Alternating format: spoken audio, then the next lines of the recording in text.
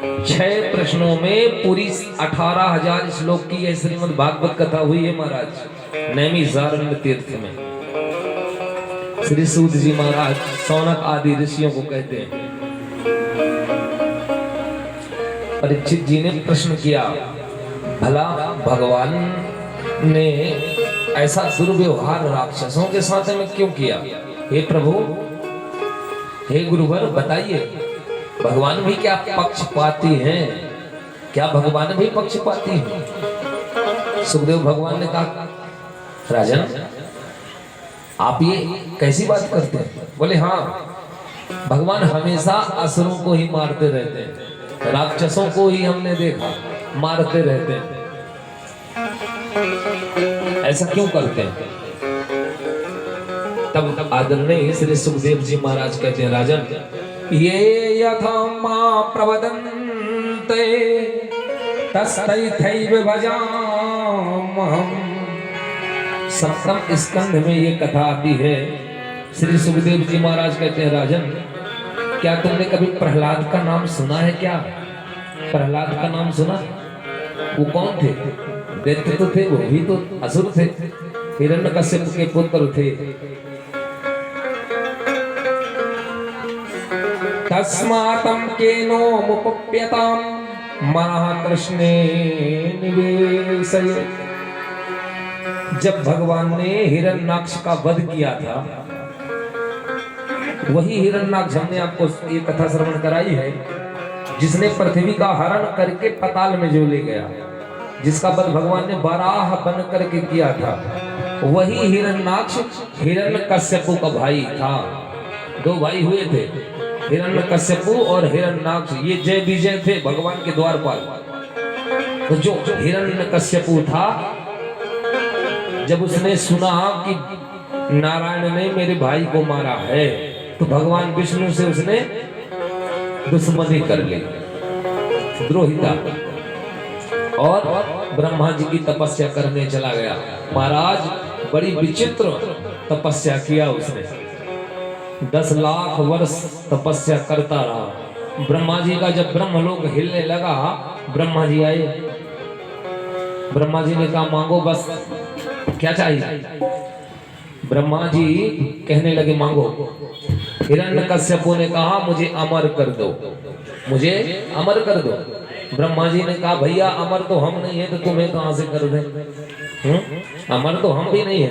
एक कल्प का 1 दिन होता है हमारा 1 दिन 1 कल्प, और ऐसे करके 100 कल्पों की आयु है हमारी। ये अमर करने का विधान ये नहीं है, यहाँ पे कुछ और मांगो। तो हिरण्यकश्यपु ने कहा, तो फिर हमें ऐसा वरदान दो कि हमारी मृत्यु न हो, न मैं दिन में मरूं, न रात में मरूं, न मैं नीचे मरूं, न ऊपर मरूं, न देवता से, न देवी से, न मानव से, न किसी जानवर से, न अस्त्र से, न शस्त्र से, न 12 महीनों में मरूं, न अंदर और न बाहर। ऐसा विचित्र वरदान मांग लिया महाराज। ब्रह्मा जी को देना पड़ा, क्यों? क्योंकि 10 लाख वर्ष तपस्या जो किया है, सो देना पड़ा।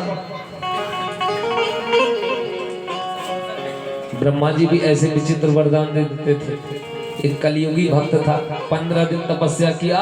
ब्रह्मा जी को लगा कलियुग का है, मांगेगा क्या, ज्यादा से ज्यादा धन मांगेगा। 15 दिन में ही ब्रह्मा जी आ गए। समझ नहीं पाए कि कलियुग के लोग और ज्यादा माइंडेड होते हैं, वो ये नहीं समझ पाए। आ गए, बोले मांग क्या चाहिए? उस व्यक्ति ने कहा, ब्रह्मा जी, मैंने 15 दिन बड़ी मेहनत किया है, इसलिए मैं चाहता हूं कि सबसे पहले तुम मुझे ये वचन दो कि मुझे 2 वरदान दोगे। पहला तो मांगूंगा 2 चीज, देना है तो बोलो। ब्रह्मा जी को लगा कि कलयुगी है, ज्यादा से ज्यादा मांगेगा क्या, धन इत्यादि मांगेगा। बोले ठीक है।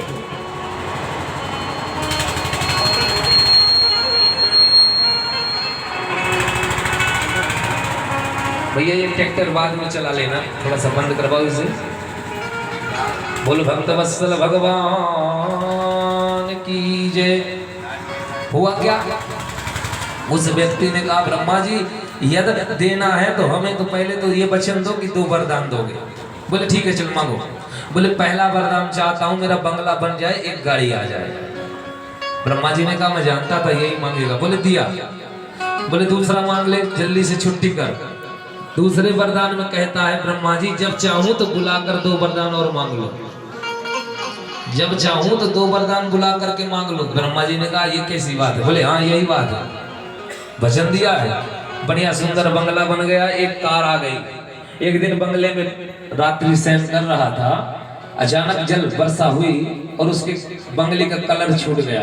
रात में सोते सोते ब्रह्मा जी को याद किया, आओ वचन दिया है आना पड़ेगा। ब्रह्मा जी आए, हाँ बोल बेटा। बोले ये कलर करवा दो मेरा, पहला वरदान घर का कलर करवा दो। दूसरा वरदान जब चाहूं तो 2 मांग लो। 2 उसके गिरवी रखे। ब्रह्मा जी तंग आ गए उससे। 15 दिन की तपस्या और परेशान कर लिया। ब्रह्मा जी ने कहा क्या करो? तो सरस्वती जी को आदेश दिया, जाओ इसके कंठ में विराजमान हो करके और इसकी मति को भ्रमित करो और इसे बोलो कि आज के बाद कछु न मांगो। तब जा करके ब्रह्मा जी को शांति मिली। तो बोल भक्त वत्सल भगवान की जय। आज